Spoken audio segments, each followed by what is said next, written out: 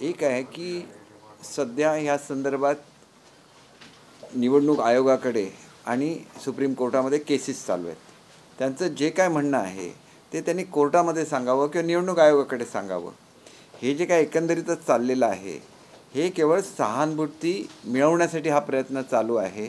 आणि आता महाराष्ट्राची जनता ही सुज्ञ झालेली आहे आणि त्याच्यामुळे केवळ काम केलं तरच जनता बरोबर राहणारी वस्तुस्थिती आहे.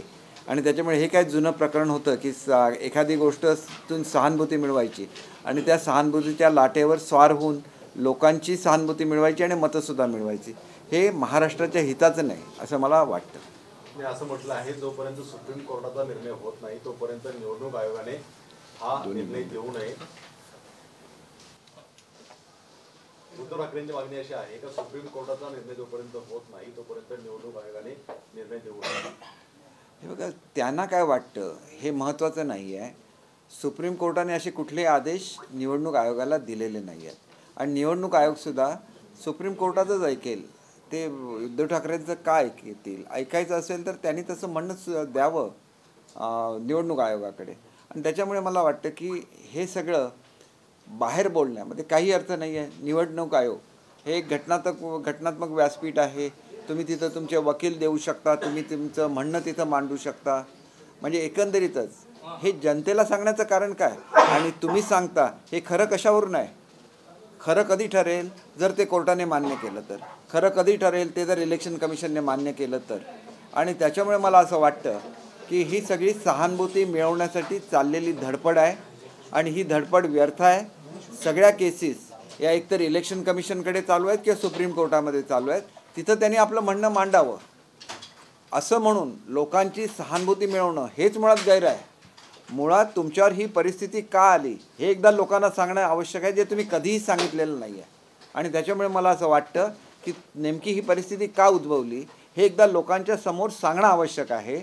मी तर एवढंसुद्धा सांगतो की मी स्वतः ह्याला ज्याला आपण म्हणतो की आपण साक्षीदार असतो की ज्यांनी प्रत्यक्ष हे बघितलेलं आहे की तुमची बोलणी चाललेली होती. तुम्ही स्वतः BJPशी जॉईन होणार होता आणि मग तुम्ही वेळेमध्ये जॉईन झाला नाही. मग इतरांना तुम्ही का म्हणता BJPबरोबर जॉईन होणार म्हणजे काय BJPमध्ये जाणार नव्हता? तुमची मुळात जी युती होती, जी हिंदुत्वाच्या मुद्द्यावर महाराष्ट्रातली युती होती, या युतीपासून लांब जाणं हे तुम्हाला स्वतःला पटलेलं नव्हतं आणि म्हणून तुम्ही आणि BJP एकत्र येऊन युती पुन्हा एकदा फॉर्म करण्याच्या संदर्भात तुम्हीसुद्धा वचनं दिलेली होती. आणि मग तुम्ही कोणावर असे आरोप टाकताय? म्हणजे हे मला जर स्वतःला माहिती आहे, कारण मी त्याच्यामध्ये ते घडवून आणलेलं होतं. मी काय कोणी मोठा मनुष्य नाही, परंतु ज्याला तुमचं इंटेन्शन चांगलं असतं, तुमचा उद्देश चांगला असतो की हे होणं हे महाराष्ट्राच्या हिताचं आहे, आपल्या पक्षाच्या हिताचं आहे, हे ज्यावेळेला मला वाटलं त्यावेळेला थेट उद्धव साहेबांच्याकडे, आपल्याला माहिती आहे की पंतप्रधान भेटसुद्धा देत नव्हते. या परिस्थितीमध्ये पंतप्रधानांची भेट घडवून आणली, आदरणीय पंतप्रधान महोदयांची. तुमची तिथं बोलणी झाली. तुम्ही सुद्धा हे कबूल केलं की घडलेलं चुकीचं आहे, हे सुधारलं गेलं पाहिजे. तुम्ही जर तिथं तसं म्हणू शकता तर हे महाराष्ट्राच्या जनतेला का सांगत नाही हा माझा साधाचा प्रश्न आहे. मी एक सर्वसामान्य मनुष्य आहे. ते स्वतः बाहेर पडणार होते आणि ते पुन्हा एकदा युतीबरोबर येणार होते, कारण त्यांच्या मनाला सुद्धा हे पटतं की मुळात हिंदुत्वाचा विचार आणि बाळासाहेबांची जी धोरणं होती आणि बाळासाहेबांनी जी युती त्या ठिकाणी महाराष्ट्रामध्ये घडवलेली होती हे त्यांनासुद्धा माहिती आहे. आणि मग किरकोळ जर मतभेद झालेले असतील तर ते मतभेद मिटले गेले पाहिजे हे सुद्धा त्यांना पटत होतं. काही वेळेला व्यक्तिगत जे काही आरोप झाले, जे भले कुटुंबावर झालेले असतील, त्याच्यामुळे ते निश्चित दुखावले जाऊ शकतात. पण दुखावलं गेल्यामुळे एवढा मोठा निर्णय की जो आपल्या पक्षाच्या विचारधारेच्या विरोधात आहे असा घेणं कितपत योग्य आहे हे त्यांनासुद्धा स्वतःला पटलेलं असावं. आणि म्हणूनच त्यांनी ह्याला मान्यता दिलेली होती. आणि मग ते घडलं नाही. तर मग घडलं नाही हा वेळ का गेला? त्या काळामध्ये ही आपली सगळी भूमिका आमदारांना समजावून का सांगितली गेली नाही हा सुद्धा प्रश्न आहे. कारण आमदारांचं म्हणणं सुद्धा हेच होतं की तुम्ही हे जे काय राष्ट्रवादी काँग्रेस आहे हे शिवसेनेला तोडायला निघालेले आहेत, ह्यांना शिवसेना संपवायची आहे आणि म्हणून तुम्ही आतासुद्धा निर्णय घ्या, या युतीमधून बाहेर पडा. यांच्याबरोबर यांची लोक आमच्या मतदारसंघामध्ये येतात, आपल्या पराभूत उमेदवाराला घेऊन येतात आणि हा उद्याचा तुमचा आमदार आहे असं सांगतात, मग शिवसेना टिकणार आहे कशी? हा मुळात प्रश्न होता. आणि त्याच्यामुळे कोणीही गद्दारी केलेली नाही. मी सांगतो, तुम्हाला जर असं म्हणायचं असेल तर मी स्वतः स्टेटमेंट दिलेलं आहे, जे ऑन रेकॉर्ड आहे, सगळ्यांनी त्याचं रेकॉर्डिंग केलेलं आहे, की आजसुद्धा सांगा की आजसुद्धा तुम्ही काँग्रेस आणि राष्ट्रवादीची साथ सोडतो म्हणून सांगा, आम्ही सगळेच्या सगळे आमदार पुन्हा एकदा मुंबईला येतो. असं सांगणाऱ्या लोकांना तुम्ही गद्दार म्हणता? कुठली पद्धत आहे ही? याचा विचार महाराष्ट्राच्या जनतेने केला पाहिजे की आपली दिशाभूल केली जाते आहे. याचा विचार प्रत्येक शिवसैनिकाने केला पाहिजे की तिथं कुठेतरी आपली दिशाभूल केली जाते आहे. किती वेळ चुकीचं चित्र पंतप्रधानांच्याबद्दल हे करणार. मी स्वतः ह्याचा अनुभव घेतलेला आहे की बाळासाहेबांच्या संदर्भात पंतप्रधान साहेब अतिशय त्यांची अटॅचमेंट पूर्वी होती, आता आहे, आणि ज्याला ही चर्चा चालू होती त्यावेळेला तीच अटॅचमेंट होती. आणि त्याच्यामुळे जर एवढ्या मोठ्या पदावर गेल्यानंतरसुद्धा ते जर बाळासाहेबांना विसरलेले नसतील तर मग तुम्ही बाळासाहेबांची तत्त्व कशी विसरलात? हा मुळात सर्वसामान्य शिवसैनिकांनी करायचा विचार आहे. आणि म्हणून मला एवढंच सांगायचं आहे की ह्या कुठेतरी ह्या गोष्टी जनतेच्या समोर आल्या पाहिजेत. आणि असे सुद्धा प्रयत्न झाले की ते चॅनल सोडून डायरेक्ट पुन्हा कॉन्टॅक्ट करायचा. पंतप्रधान साहेबांनी त्याला नकार दिला की ज्या माध्यमातून आपली चर्चा चालू आहे त्याच माध्यमातून आपली चर्चा चालू राहील. आणि त्यांनी पंतप्रधान महोदय अतिशय पॉझिटिव्ह होते, अतिशय प्रेमाने ते उद्धव साहेबांच्याबद्दल त्यांचे जे वेगवेगळे रिमार्क्स होते अतिशय प्रेमाचे होते. ठाकरे कुटुंबियांच्याबद्दल अतिशय प्रेमाची त्यांची वागणूक होती. आणि त्याच्यामुळे मला असं वाटतं की काय स्थानिक पातळीवर घडलं असेल त्याचं कितपत हे राजकारणामध्ये आणायचं. आणि ज्यावेळेला वैचारिक पातळीवर हे सगळं चालतं, पक्षाच्या विचारधारेवर चालतं, ज्या विचारधारेवर भाजप चालत होता त्याच विचारधारेवर शिवसेना चालत होती, आणि म्हणून 25 वर्ष युती टिकली. ते असं म्हणतायत की तुम्हाला म्हणजे एखाद्याला राहायला दिली ओसरी आणि त्यांनी थेट घरावरच हक्क सांगितलेला आहे. आणि त्याचबरोबर जे आम्ही प्रतिज्ञापत्र जे सबमिट केलेले आहेत ते काय आम्ही कोणाला एजन्सी मागे लावून शपथपत्र हे जमा केलेले नाही, असा गंभीर आरोप त्यांनी तुमच्यावर केलेला आहे. मला एकच सांगायचं आहे की पक्ष ही कधीही कोणाची खाजगी प्रॉपर्टी नसते. आणि त्याच्यामुळे स्वतः ज्याला बाळासाहेब होते त्याला पक्षामध्ये इलेक्शन होत नव्हत्या, म्हणून पक्षाची मान्यता रद्द करण्याच्या संदर्भातली नोटीससुद्धा ही शिवसेनेला दिली गेली. बाळासाहेबांनी स्वतः हे मान्य केलं आणि स्वतः लोकशाहीच्या प्रक्रियेमध्ये सहभागी झाले आणि ह्या निवडणुका शिवसेनेमध्ये सुद्धा व्हायला लागल्या. आणि हा इतिहास आहे. आणि मग असं म्हणणं की पक्ष हा कुठल्या तरी कुटुंबाची प्रॉपर्टी असते असं म्हणणं, तर त्यांनी तसं म्हणणं आपलं इलेक्शन कमिशनकडे द्यावं आणि नंतर आपली मान्यता घ्यावी. कारण पक्ष ही एक लोकशाहीची प्रक्रिया आहे. पक्षामध्ये मेंबरशिप झाली पाहिजे तर मग सगळ्यांना मेंबरशिप द्यायला लागते, त्याच्यामधून इलेक्शन होतात, त्याच्यामधून निवडून येतात. आणि त्याच्यामुळे मी काही खिजवण्यासाठी म्हणत नाही, परंतु आता पक्षामध्ये इलेक्शनसुद्धा झालेलं नाही आहे. मग तुमचा जो उद्धव बाळासाहेब ठाकरे हा जो पक्ष आहे त्याची इलेक्शन घ्या, त्याचे पुन्हा अध्यक्ष म्हणून तुम्ही निवडून या. हा सगळा प्रक्रियेचा भाग आहे, हा लोकशाहीच्या प्रक्रियेचा भाग आहे. मला त्यांच्याबद्दल अतिशय आदर होता म्हणून मी एवढी सगळी खटाटोप केल्यानंतर मी शेवटच्या दिवशी ज्यावेळेला बाहेर पडलो त्यावेळेलासुद्धा मी त्यांना अत्यंत नम्रपणे विनंती केलेली होती की ज्या वेळेला आपल्या घराला आग लागते त्यावेळेला अगोदर ती आग विझवायला लागते आणि त्याच्यानंतर इतर गोष्टींचा विचार करायला लागतो. आणि त्याच्यामुळे आग कोणाला लागली? आज आमच्या घराला लागलेली आहे. काँग्रेस आणि राष्ट्रवादी ती आग विझवायला येणार नाही आहेत, ती आग आम्हालाच विझवायला लागेल. आणि त्यावेळेला जर सगळ्यांना एकत्र केलं असतं तर पुढचं काही घडलं नव्हतं. ज्यावेळेला शिंदेसाहेबांना तुम्हाला मुख्यमंत्रीपद आहे पाहिजे का असं विचारलं तेव्हा त्यांच्या डोळ्यामध्ये अश्रू आले. त्यांनी विचारलं की तुम्ही असं का विचारताय? मुख्यमंत्री तुम्हीच राहा, परंतु काँग्रेस आणि राष्ट्रवादीची साथ सोडा. असं म्हणणाऱ्या शिंदेनासुद्धा तुम्ही जर गद्दार म्हणत असाल तर त्याच्या एवढी मोठी चूक दुसरी कुठली नाही, हे महाराष्ट्राच्या जनतेला कळलं पाहिजे. तुम्ही जसं सांगता त्याला अर्धवट सत्य का सांगता महाराष्ट्राच्या जनतेला? खरं काय आहे ते महाराष्ट्राच्या जनतेला सांगा, एवढी माझी त्यांना हात जोडून कळकळीची विनंती आहे. एकाने एकाला विचारलं तर मी उत्तर व्यवस्थित देईन.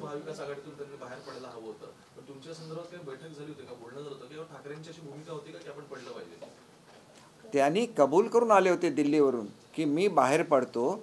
त्यांना काही वेळ पाहिजे होता सगळ्यांची समजूत घालायला आणि तो वेळ पुरेसा दिलेला होता. समजा 2.5 वर्षानंतर जर मुख्यमंत्रीपद सोडायचं असेल तो सुद्धा ऑप्शन त्यांच्याकडे होता.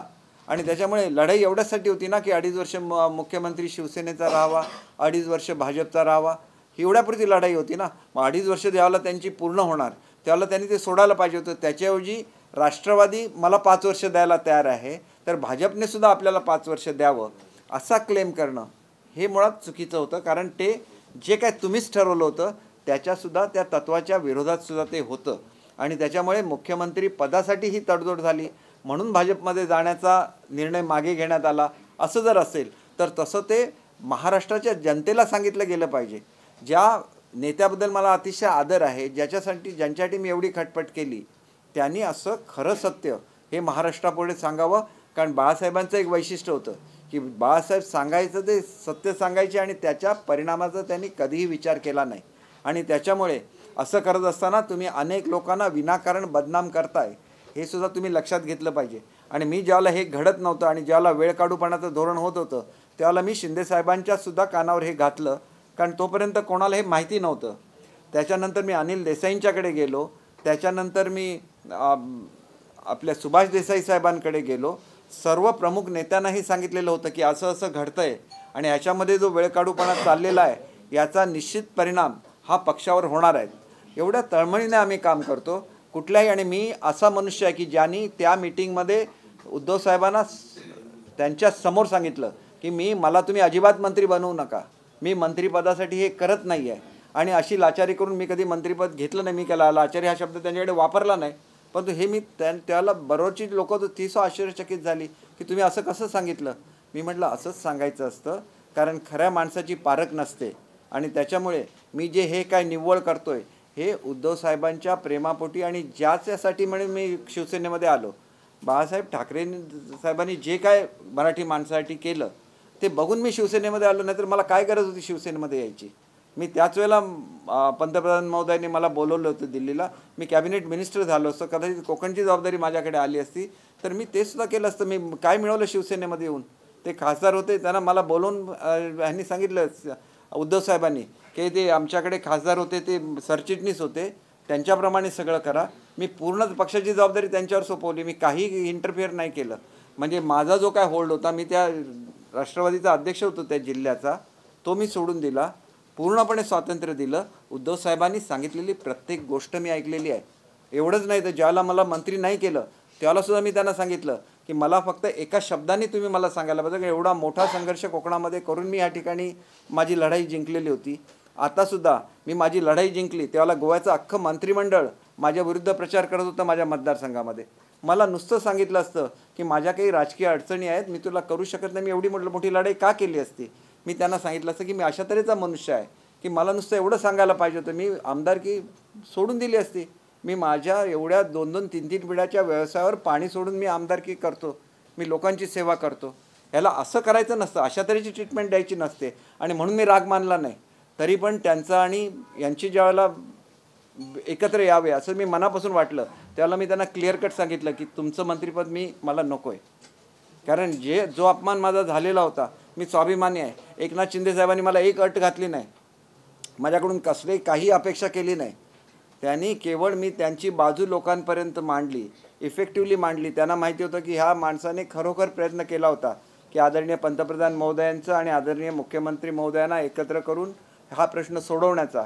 आणि तेवढ्यासाठी त्यांनी मला मंत्री केलं.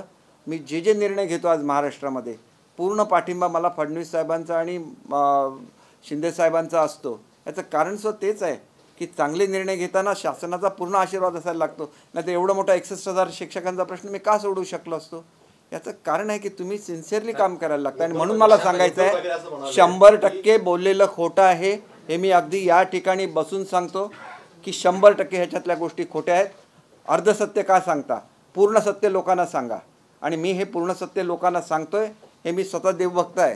पहिली चादर मी शिर्डीला प्रार्थना केली आमचे उद्धव साहेब मुख्यमंत्री होऊन दे, ती चादर मी मुख्यमंत्री साईबाबांची घातली. आणि त्याच्यानंतर ज्याला उद्धव साहेबांचं हे झालं त्याला मला स्वतः रश्मी वहिनी म्हटलं आहेत की पहिल्यांदा तुम्ही साहेबांची चादर घातली आणि साहेब मुख्यमंत्री झाले. ही आमची भावना आहे ना, हे प्रेम आहे त्यांच्यावरचं. किती वेळ आम्हाला गद्दार म्हणणार तुम्ही, हे म्हणण्याचा तुम्हाला अधिकार आहे का हे आधी तपासून बघा. एवढं मला सांगायचं आहे. उद्धव ठाकरे असं म्हणाले की खासदार आणि आमदार यांच्या आधारावर आम्हीच पक्ष आहोत आणि निवडणूक आयोगाच्यावरती निर्णय द्यावा असं जर गद्दार गटाला वाटत असेल तर ते हास्य. अहो, आम्हाला गद्दार म्हणायचा मुळातच त्यांना अधिकार नाही. मी ठामपणे सांगतो, जर अधिकार असेल तर वस्तुस्थिती महाराष्ट्राच्या समोर आणा आणि नंतर लोकांना गद्दार म्हणा. आम्ही तुम्हाला त्यावेळेला असं सांगत होतो, राष्ट्रवादी आणि काँग्रेसवर किती वेळा फुटली सांगा. ज्या वेळेला शिवसेना फुटली, आदरणीय पवारसाहेब त्यावेळेला सुद्धा काँग्रेसचे प्रमुख नेता होते. त्यावेळेला ज्यावेळेला पहिल्या ह्याच्यामध्ये तुटली त्यावेळेला बबनराव पाचपुते वगैरे हा एक मोठा गट आला होता जनता दलातून सुद्धा, परंतु त्याचंसुद्धा कोणाच होतं नेतृत्व? पवारसाहेबांचंच होतं. भुजबळ साहेब ज्या वेळेला बाहेर पडले नेतृत्व कोणाचं होतं? पवारसाहेबांचंच होतं. ज्यावेळेला गणेश नाईक साहेब बाहेर पडले त्यावेळेला सुद्धा एकंदरीतच तुम्ही बघितलं तर ते राष्ट्रवादीमध्ये गेले. आता जी तिसरी फूट झाली राणेसाहेबांची, मी स्वतः त्याला डोळ्यांनी बघितलेलं आहे की पवारसाहेबांनी पूर्ण पाठिंबा. पवारसाहेबांचं एक मन मोठं अशासाठी असतं की त्यांनी राणेसाहेबांना ही अट घातली नव्हती की तुम्ही राष्ट्रवादीमध्ये यावं म्हणून. त्यांनी त्यांना पूर्णपणे हे दिलं होतं की तुम्ही काँग्रेसमध्ये जा किंवा राष्ट्रवादीमध्ये जा, परंतु सगळ्यामध्ये शेवटी काँग्रेस आणि राष्ट्रवादीच होती. आणि मग ते तुम्हाला एवढे जवळचे का वाटतात? त्यांनी तुम्हाला मुख्यमंत्रीपद दिलं म्हणून. एवढ्या वेळेला बाळासाहेबांना त्यांनी डागण्या दिलेल्या आहेत, बाळासाहेबांचा पक्ष फोडलेला आहे, आणि मग त्या लोकांवर तुमचा विश्वास आहे? कुठल्या लॉजिकमध्ये हे बसतं? मी त्यांना नाही विचारत आहे, मी महाराष्ट्राच्या जनतेला विचारतो आहे. कशासाठी हे ऐकून घेतलं जातं आहे? कशा रीतीने आधी ते खोटं बोलत आहेत तुमच्यासमोर आणि तुम्ही ते होय म्हणताय. असं घडता कामा नये महाराष्ट्रामध्ये, असं माझं ठाम म्हणणं आहे. आणि मी हे सांगू शकतो कारण मी हे तळमळीने केलेलं आहे त्यांच्यासाठी. मला भाजपमध्ये जाऊन मोठी मोठी पदं मिळाली असती, ते सोडून मी शिवसेनेमध्ये आले. शिवसेनेसाठी पूर्ण मी काम केलेलं आहे. आणि तरी मी ही भूमिका ठेवतो की भाजप शिवसेना एकत्र आलं पाहिजे, कारण तो राष्ट्राच्या हिताचा विचार आहे. पहिली भारतातली युती ही महाराष्ट्रामध्ये हिंदुत्वाच्या विचारावर स्थापन झाली.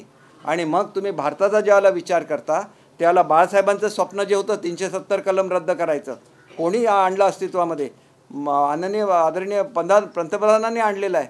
आणि तरी तुम्ही विरोधात बोलणार, तरी तुम्ही काश्मीरमध्ये जाणार. ज्या घटनेवरती शिवसेनेच्या ज्या घटनेवरती आपण बोलताय त्याच्या संदर्भातच उद्धव ठाकरे म्हटलेलं आहे की तुमच्या पक्षाची कुठली घटना आहे का? तुम्ही व्हीप मोडलेला आहे, अपात्र ठरणार आहात म्हणून ही सगळी खटाटोप आहे. एक गोष्ट लक्षात घ्या, मी तुम्हाला अगदी महाराष्ट्राच्या जनतेने याचा विचार करावा. जर आमच्याकडे भाजपमध्ये जायचं असेल, आम्हाला कुठल्याच अडचणी आल्या नसत्या, आम्ही सरळ भाजपमध्ये जाऊ शकलो असतो.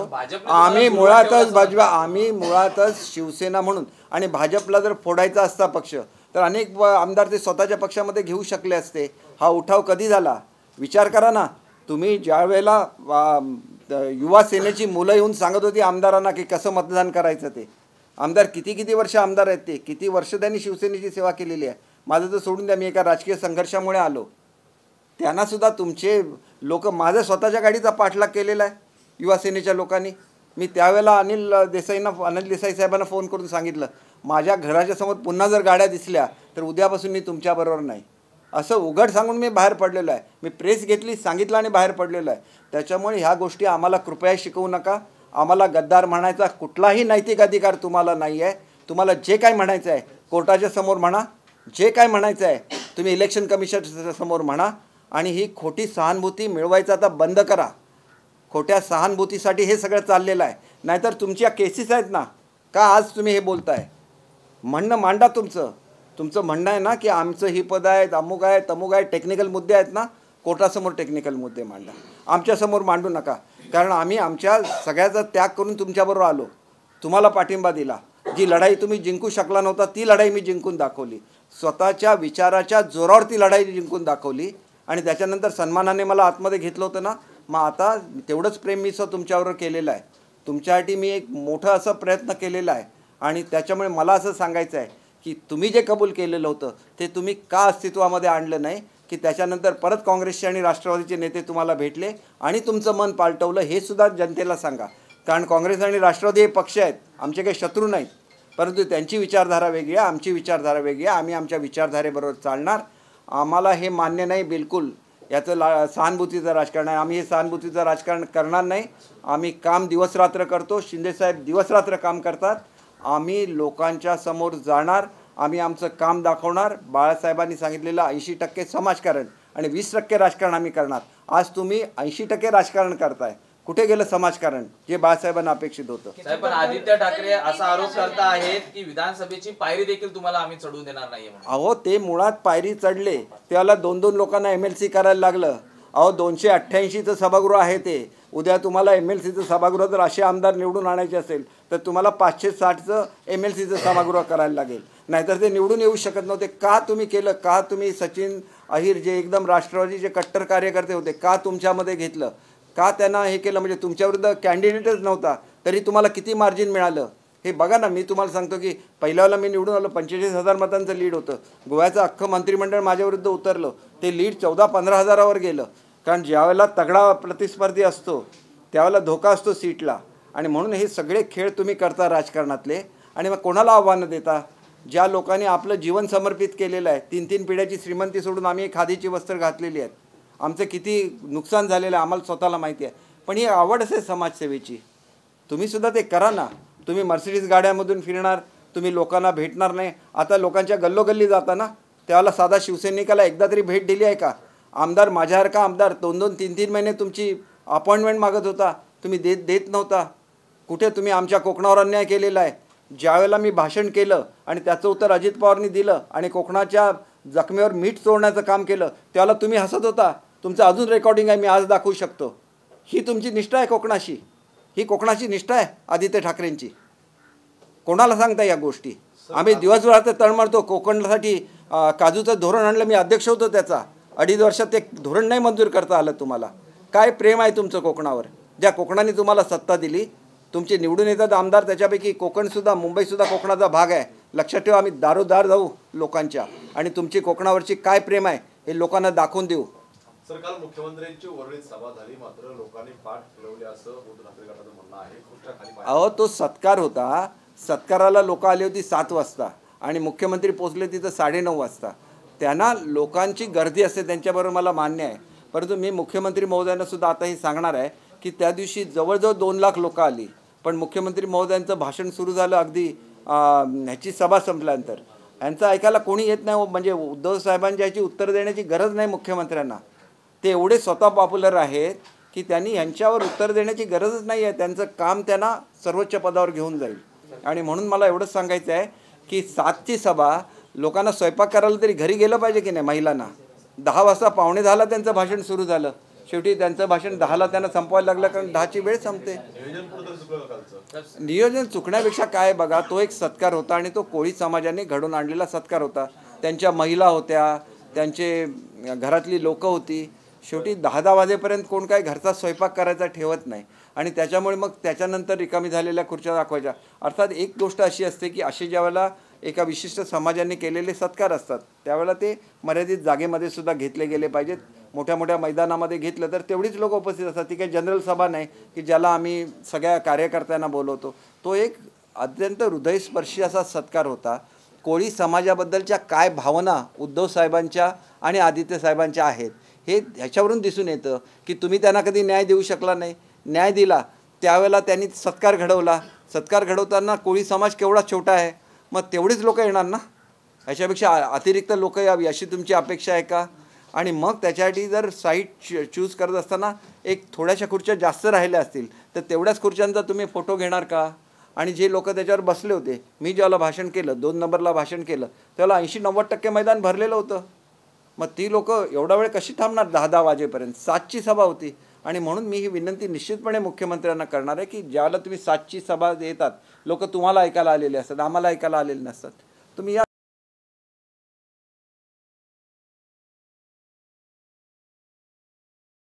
लोक म्हणजे काही छोटी सभा नाही, मुंबईतली सगळ्यात मोठी सभा ती झाली. परंतु लोकांना परत सुद्धा जायचं असतं ना, दिवसभर प्रवास करून ते आलेले असतात. आदित्य ठाकरेंच्या गाडीवरती काल हल्ला झालेला आहे आणि या हल्ल्यामध्ये सुरक्षा ही कुचकामी होती असा आरोप. कुचकामी काही नसतं. एक गोष्ट अशी आहे की मी जे काय पेपरमध्ये वाचलं त्याप्रमाणे त्याच दिवशी रमाईंचा 125वी जयंतीसुद्धा होती आणि त्यामुळे जी मिरवणूक चाललेली होती त्या मिरवणुकीला अडवण्यात आलं. ते कार्यकर्त्यांनी अडवलं, पोलिसांनी अडवलं मला माहिती नाही. आणि त्याची ती झालेली रिॲक्शन होती. आदित्य ठाकरेंना कसलाही धोका नाही आहे. वाटेल ते सांगत त्यांनी महाराष्ट्रभर फिरून दे. त्यांचं संरक्षण करायला पोलीस सक्षम आहेत. उगाच आपली सुरक्षा व्यवस्था वाढवून मिळावी म्हणून जर कोण असं करत असेल तर त्याच्याकडे सुद्धा डोळसपणे बघितलं पाहिजे. त्यांना आवश्यक ती सुरक्षा वाढवून द्यावी. त्याच्याबद्दल माझं अजिबात दुमत नाही. आदित्य ठाकरेंच्या गाडीवरती एकही दगड फेकला गेला नाही असं स्पष्टीकरण पोलिसांनी दिलंय. दिलेलं असेल तर मग ते आताच मी सांगितलेलं आहे की खरं बोला, खरं बोललंच पाहिजे. आणि हे जर अर्धसत्य तुम्ही बोलत असाल तर महाराष्ट्राच्या जनतेने तर तुम्हाला विचारलंच पाहिजे. पण शिवसैनिकांनी सुद्धा विचारलं पाहिजे का आमच्यापासून हे लपवून ठेवलं, का शिवसैनिक आम्हाला विनाकारण दोष देत आहेत. आम्ही जर शिवसेनेबरोबर राहिलो, शिवसेनेच्या विचाराबरोबर राहिलो, त्याच्यासाठी आम्ही पक्षप्रमुखांची अगोदर बोललो, 1 वेळा बोललो, 2 वेळा बोललो, 3 वेळा बोललो, 4 वेळा बोललो. का सांगत नाही हे लोकांना की माझ्याशी बोलले होते पण मी दुर्लक्ष केलं म्हणून. ठाकरेंनी आमदारांच्या अपात्रतेचा विषय आता उपस्थित केला, व्हीप जेव्हा फुटला त्यानंतरचा. आणि दुसरं म्हणजे त्यांचं म्हणणं होतं की हे केल्यानंतर त्यांनी केवळ भाजपमध्ये जायला पाहिजे होतं, पण आता भाजपने त्यांच्या विरोधात खेळ केली आणि त्यामुळे भाजप त्याने काहीही म्हणून दे, हे जे काही म्हणायचं ना कोर्टामध्ये म्हणून दे. का प्रेस कॉन्फरन्स घेता आणि म्हणता? हे म्हणणं कोर्टामध्ये गेलं पाहिजे ना. तुमचं म्हणणं जर लिगल आहे तर कोर्टामध्ये म्हणा, कोर्टाने मान्य केलं तर आम्ही बघू. आमचासुद्धा लढा आमच्या तत्वासाठी आहे, त्याच्यासाठी आम्ही आमच्या आमदारक्यापणाला लावलेल्या आहेत. आम्ही आमच्या आमदारक्यापणाला लावल्यानंतर तुम्हीच आम्हाला म्हणणार गद्दार. सो आम्ही आमच्या ह्याच्यासाठी केलं ना, शिवसेनेच्या विचारधारेसाठी, हिंदुत्वासाठी आम्ही लढाई दिलेली आहे. तरी तुम्ही आम्हाला असं म्हणणार? आम्ही कधी जाऊ शकलो असतो भाजपमध्ये? भाजपमध्ये गेलो असतो तर आमच्यावर काही कारवाईच झाली नसती, कारण तसा कायदा आहे. पण मुळातच पक्षामध्ये फूट पडली हे तरी आधी मान्य करा. तुम्ही तेच मान्य करत नाही आहे. सगळे लोक निघून गेलेत आणि उरलेले सुद्धा आहेत ना. असंच करत राहिलं ना तर उरलेले सुद्धा निघून जाणार आहेत. मी आजच सांगतो, पत्रकार महाराष्ट्रात असुरक्षित आहेत. रत्नागिरीत रिफायनरी समर्थकांनी पत्रकारांना पूर्ण संरक्षण दिलं गेलं पाहिजे. ही भूमिका केवळ आम्ही घेतली नाही, तर ज्या वेळेला फडणवीस साहेबांचं सरकार होतं त्यावेळेला हे पूर्णपणे त्याच्यासाठी वेगळं तरतुदी आहेत आणि सरकार त्याला कटिबद्ध आहे. ज्याने कोणी हा प्रकार घडवला असेल ते अत्यंत निंदनीय आहे. त्याला जास्तीत जास्त शिक्षा झाली पाहिजे हे माझं म्हणणं आहे. परंतु त्याचा संबंध त्या व्यक्तीशी आहे आणि त्या व्यक्ती कोण तो शोधून घेतला पाहिजे, त्याला अटक केलं पाहिजे, त्याला कठोर अशी शिक्षा दिली पाहिजे, ही आमची मागणी आहे. सर, हिंदी में जानना चाहिए, आज जिस प्रकार से उद्धव ठाकरे आज एक बार मीडिया के सामने आज संबोधित किया, उन्होंने बार फिर सुप्रीम कोर्ट हो या इलेक्शन कमीशन है, उन्होंने कहा है कि जो इलेक्शन कमीशन पहले फैसला ना करे, पहले जो डिस्क्वालिफिकेशन का मामला वो पहले सुप्रीम कोर्ट सुना है. उनके इस बयान को किस तरह से देखा? देखिए, ये बयान की क्या ज़रूरत है? आप एक एप्लीकेशन सुप्रीम कोर्ट में दे सकते हैं कि हमें ऐसा चाहिए. उन्होंने बार बार बोला था कि इलेक्शन कमीशन के पास सुनवाई नहीं होनी चाहिए. सुप्रीम कोर्ट ने उसको खारिज कर दिया. ये तो उनको भी मालूम है. ये सिर्फ सिंपैथी जुटाने की एक कोशिश है और ये ऐसे ही करते हैं. इनकी राजनीति सिंपैथी ही से चलती है, ऐसे मुझे अभी लगने लगा है. क्योंकि मैंने कोशिश की थी, उनका एक वेल विशर जो उनका भक्त जैसे मैंने कोशिश की कि उनकी और पीएम साहब की मीटिंग हो जाए और जिस विचारधारा के लिए बाला साहब ने बीजेपी और शिवसेना का गठबंधन किया था वो महाराष्ट्र में कायम हो जाए. मैंने ये भी रियलाइज़ किया कि पीएम साहब कितने सेंसिटिव है, बाला साहब के लिए उनके दिल में कितना आदर है, ये मैंने इस दौरान रियलाइज़ किया था. और उद्धव साहब उनके साथ जब बोले थे तो वो भी भावनावश हुए थे. उनको भी ये रियलाइज हुआ था कि मैंने बहुत बड़ी गलती की है, कि जो विचारधारा थी, जो हिंदुत्व की विचारधारा थी, उससे मैं अलग चल के बाहर आ गया और कांग्रेस और राष्ट्रवादी के बहकावे में आ गया. उन्होंने ये भी एश्योर किया था कि जैसे ही वो महाराष्ट्र पहुँचते हैं तो वो अपना इस्तीफा दे के दोनों पार्टियों को इकट्ठा करेंगे. लेकिन उनका ये भी कहना था कि मुझे कुछ मोहलत चाहिए ताकि मैं अपने पार्टी वर्कर्स को कन्विंस कर सकूं कि हमें इकट्ठा आना चाहिए. और पीएम साहब ने उन पर कुछ भी इंसिस्ट नहीं किया. उन्होंने जब बोला कि जितना भी समय आपको चाहिए आप ले लीजिए. अब बाद में उनको ऐसे शायद लगने लगा कि ये जो महाविकास गठबंधन है उन्होंने उनको 5 साल की मोहलत दी है सीएम बनने के लिए. तो उनको ऐसे लगने लगा कि फिर 2.5 साल का मेरा जो मेरी मांग थी कि 2.5 साल शिवसेना का बने और 2.5 साल बीजेपी का सीएम रहे, तो उसको वो भी भूल गए. तो ये सब हो गया. इसका कारण ये जो एक गरिमा रहती है सीएम पोस्ट की, उसके लिए ये टूट गया क्या, इसके बारे में भी लोगों को सोचना चाहिए. क्योंकि ये मैंने उनको नहीं बोला था, उन्होंने खुद ऐसे बोला था कि जब वो महाराष्ट्र वापस आ जाएंगे तो अपना इस्तीफा दे देंगे. फिर पीएम साहब ने तो इस्तीफा बिल्कुल जल्दी नहीं मांगा था. उनका ये कहना था कि जब भी आपको चाहिए तब आप दे दीजिए, तब बीजेपी का सीएम बनेगा. और उनकी जो मांग है वो भी पूरी हो रही थी. उनकी मांग थी कि 2.5 साल शिवसेना का सीएम बने और 2.5 साल बीजेपी का सीएम बने। लेकिन आज एक बुराई में अच्छा ऐसे हो गया कि अभी 5 साल सीएम शिवसेना का है। एक राहत है और एक बाबा साहब की तरफ जो एक ममत्व है, जो एक रिस्पेक्ट है पीएम साहब का, उसकी ये निशानी है कि सीएम शिवसेना का ही रहा महाराष्ट्र में। तो वो जिस तरह से सोचते हैं, उद्धव साहब क्यों नहीं सोचते, यही मेरा सवाल है। और जो सच है आप जनता के सामने क्यों नहीं लाते, ये मेरा सवाल है। तो हम जैसे लोग हैं जो बहुत बड़ी ऑफर्स लेके, क्योंकि मैंने जब एक पॉलिटिकल फाइट की थी तो मुझे बीजेपी में बुलाया गया था और खुद पीएम साहब के हाथ से मेरा बीजेपी का प्रवेश होने वाला था, तब भी मैं शिवसेना में गया। क्यों गया? बाबा साहब के जो विचार है, उनके मराठी लोगों के लिए उनका जो ममत्व है, इसलिए मैं शिवसेना में गया।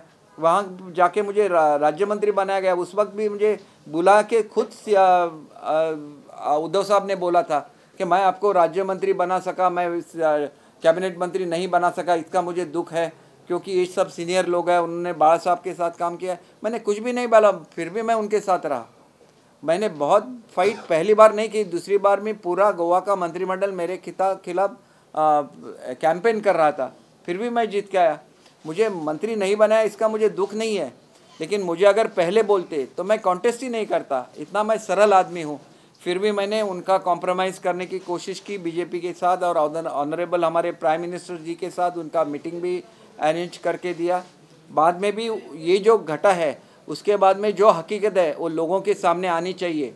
ये जो लोगों को गद्दार बोलते हैं, लोगों के बारे में गलत बोलते हैं, उसका भी खुलासा होना चाहिए महाराष्ट्र की जनता के सामने। सर, एक बार फिर उद्धव ठाकरे ने प्रेस कॉन्फ्रेंस के दौरान एक बार फिर भगोड़ा शब्द का इस्तेमाल किया है, उनको आप किस तरह देख रहे हैं? देखिए, मैं एक चीज़ आपको बोलता हूँ, मेरा स्टेटमेंट देखिए जो मैंने आसाम से दिया था, गुवाहाटी से।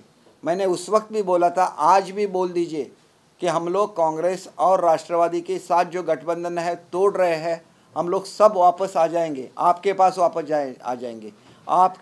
हम आपके ही लोग हैं, आपके पास वापस आ जाएंगे, अच्छी तरह से पुराना वाला गठबंधन करेंगे। क्या गलत किया है हमने? क्यों गद्दार बोल रहे हैं हमको? क्यों जनता की दिशा भूल कर रहे हैं आप? हम लोग 4 बार आपको मिल चुके थे। क्या क्या कांग्रेस राष्ट्रवादी कर रही है? हर कॉन्स्टिट्यूंसी में वो कांग्रेस और राष्ट्रवादी के अजित पवार जी जा रहे थे, जयंत पाटिल जी जा रहे थे, उनका जो पराभूत उम्मीदवार है उसको लेके जा रहे थे, और ये आपका कल होने वाला एमएलए है, ऐसे भी वो बोल रहे थे।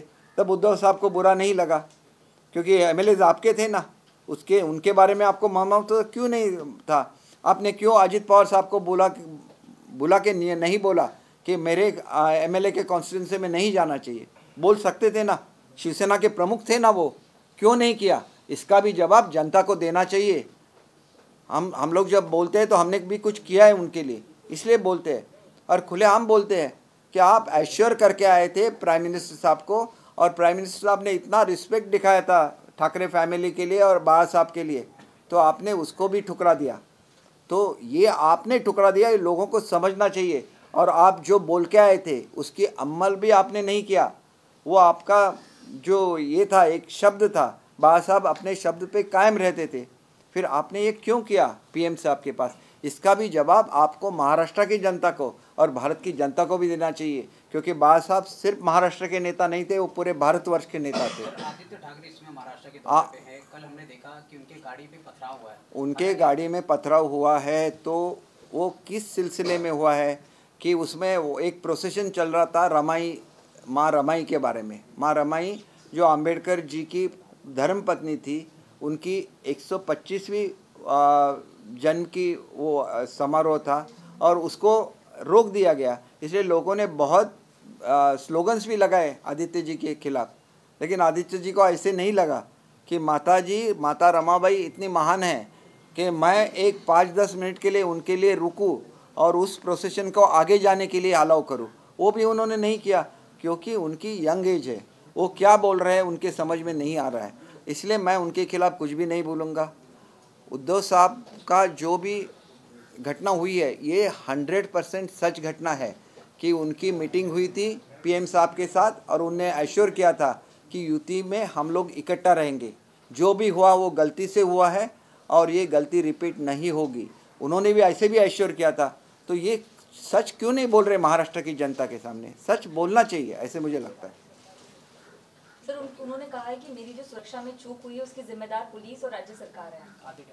आदित्य ठाकरे अगर ऐसे बोल रहे हैं तो इसके बारे में पुलिस को सोचना चाहिए और उनको जो भी चाहिए देना चाहिए, क्योंकि युवा है, मांगते रहते हैं, तो उनकी मांग भी पूरी होनी चाहिए। सर वर्ली में कल हमने देखा कि जिस प्रकार से कार्यक्रम था परिवार को लेकर, वही एक वीडियो सामने आया, संजय राउत ने ट्वीट किया कि पीछे जो पूरी कुर्सियां खाली थी, उन्होंने ये भी कहा है कि 32 साल युवक से एकनाथ शिंदे डर गए।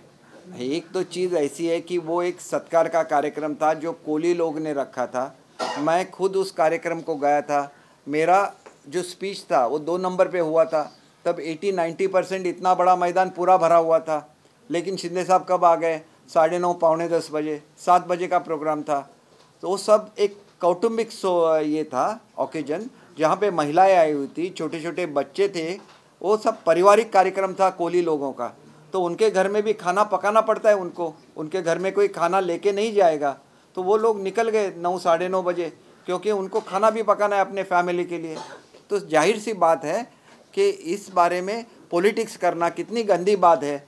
देखिए, कोली जो रहते हैं मुंबई के, वो ओरिजिनल नेटिव है मुंबई के, तो उनके बारे में आपको आदर नहीं है। वहाँ पे आप रिप्रेजेंट करते हैं, उनकी डिमांड्स आप फुलफ़िल नहीं करते हैं। उनकी डिमांड शिंदे साहब ने फुलफ़िल की, तो उन्होंने बहुत बड़ा समारोह रखा। इतने बड़े ग्राउंड पे क्यों रखा मुझे मालूम नहीं, क्योंकि कोली कम्युनिटी छोटी कम्युनिटी है जो कोलीवाड़ा में ही रहती है। तो उनका एक पैशन है, उनकी एक मांग है, उनका एक उत्साह है, तो उसका भी आप अपमान करेंगे तो ये कोली कम्युनिटी का अपमान आप कर रहे हैं। जो कोली कम्युनिटी आपके साथ रही हमेशा, आप न्याय मत दीजिए, लेकिन उनका अपमान तो मत कीजिए। इतना ही मुझे कहना है। 32 साल की युवक से डर गए। और युवक से कोई भी नहीं डरता है। पहले तो वो इलेक्शन में उनको खड़ा कर दिया तो अपोजिशन से डर गए। वो जो हमारे सचिन भाऊ है, उनको ये किया, उनको अपने पार्टी में लेके आए, उनको वापस करने के लिए प्रेशराइज किया, फिर उनको MLC बनाया। ये सब इतिहास है, उसको निकाल के देखिए। अगर इसी तरह से एक MLA को बनाने के लिए दो MLC चाहिए, तो हमारी जो कैपेसिटी है 78 या कुछ भी जो है 80 के अंदर है, उसको 560 करना पड़ेगा, क्योंकि 288 MLA जीत के आते हैं। एक MLA के पीछे 2 MLC, ऐसे करके अगर लोग जीत के आते हैं तो ये लोकशाही का जो ढांचा है वही ढल जाएगा। और ये करने वाले आदित्य जी है और कोई नहीं है। तो उनका केयर लीजिए, उनके लिए 2 चाहिए तो 4 MLC बनाइए। ये हमारा क्वेश्चन नहीं है, वो फैमिली का उनका क्वेश्चन है। लेकिन ऐसा मत बोलिए कि जो लोग लोगों का आशीर्वाद लेके जीत के आते हैं उन पे तो उंगलियां मत निकालिए। सर रत्नागिरी में एक पत्रकार की एक्सीडेंट में हालांकि मौत हो गई, लेकिन अब सवाल ये उठ रहा है कि महाराष्ट्र पे बिहार और यूपी बन के पत्रकारों की सबसे हत्या हो रही है। देखिए, आप यूपी और बिहार की अपमान मत कीजिए। हम लोग ऐसे सोचते हैं कि जितना महाराष्ट्र योगी वहाँ पे बन गए CM, और यूपी में बहुत अच्छी तरह से लॉ एंड ऑर्डर का सिचुएशन हो गया। लेकिन आदित्य जी का केयर लेने के लिए पुलिस दल सक्षम है, वो उनकी केयर लेगी। ये जो सिंपैथी की वेव करने की कोशिश करते हैं, इससे बेहतर होता। मैं आप हत्या की, हाँ, पत्रकार की हत्या का है ना, उसका तो निषेध होना चाहिए। जो भी इसके लिए जिम्मेदार है उससे कड़ी से कड़ी सज़ा होनी चाहिए। और पत्रकार जो हमारे भाई है, उनके संरक्षण के लिए जो भी नए नियम बने हैं वो फडणवीस साहब के CM के टेन्योर के दरमियान हुए हैं। तो मैं ऐसे समझता हूँ कि इसके बारे में हम सब लोग पत्रकार के साथ है, कड़ी से कड़ी एक्शन होनी चाहिए।